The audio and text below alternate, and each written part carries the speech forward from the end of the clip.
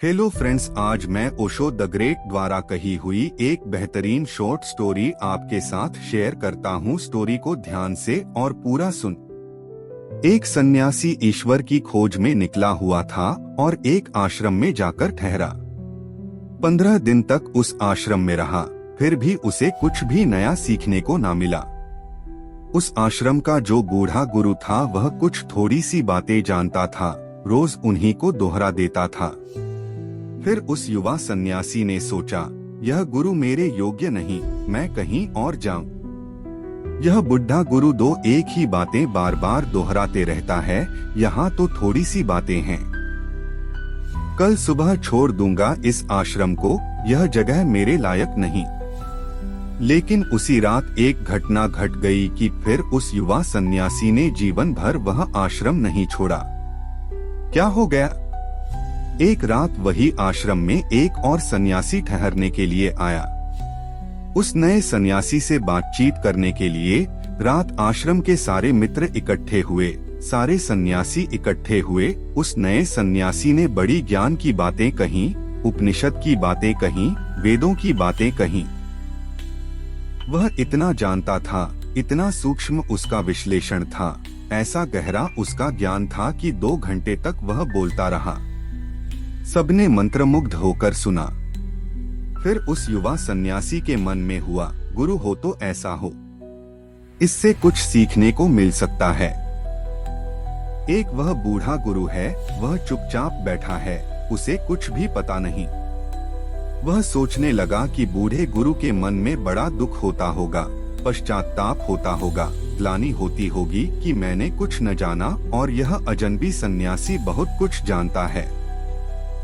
युवा सन्यासी ने यह सोचा कि आज वह बूढ़ा गुरु अपने दिल में बहुत बहुत दुख अनुभव करता होगा। तभी उस आए हुए सन्यासी ने बात बंद की और बूढ़े गुरु से पूछा कि आपको मेरी बातें कैसी लगी। बूढ़ा गुरु खिलखिलाकर हंसने लगा और कहने लगा, तुम्हारी बातें मैं 2 घंटे से सुनने की कोशिश कर रहा हूँ, तुम तो कुछ बोलते ही नहीं हो, तुम तो बिल्कुल बोलते ही नहीं हो। वह सन्यासी बोला, 2 घंटे से मैं बोल रहा हूँ, आप पागल तो नहीं हैं? और मुझसे कहते हैं कि मैं बोलता नहीं हूँ। उसने कहा, हाँ, तुम्हारे भीतर से गीता बोलती है, उपनिषद बोलता है, वेद बोलता है, लेकिन तुम तो जरा भी नहीं बोलते हो। तुमने इतनी देर में एक शब्द भी नहीं बोला। एक शब्द तुम नहीं बोले, सब सीखा हुआ बोले, सब याद किया हुआ बोले, जाना हुआ एक शब्द तुमने नहीं बोला। इसलिए मैं कहता हूँ कि तुम कुछ भी नहीं बोलते हो, तुम्हारे भीतर से किताबें बोलती हैं। यह उधर का ज्ञान है जो हम सीख लेते हैं।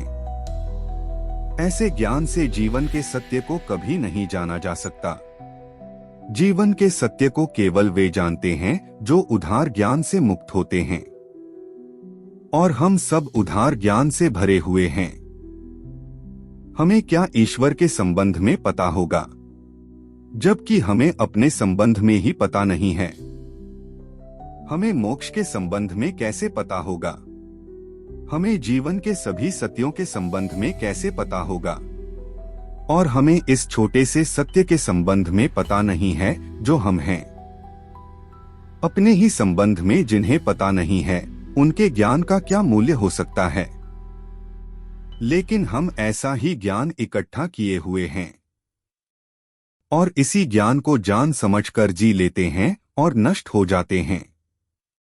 आदमी अज्ञान में पैदा होता है और मिथ्या ज्ञान में मर जाता है, ज्ञान उपलब्ध ही नहीं हो पाता। दुनिया में 2 तरह के लोग हैं, एक अज्ञानी और एक ऐसे अज्ञानी जिन्हें ज्ञानी होने का भ्रम है। तीसरी तरह का आदमी मुश्किल से कभी कभी जन्मता है, लेकिन जब तक कोई तीसरी तरह का आदमी न बन जाए तब तक उसकी जिंदगी में न सुख हो सकता है, न शांति हो सकती है।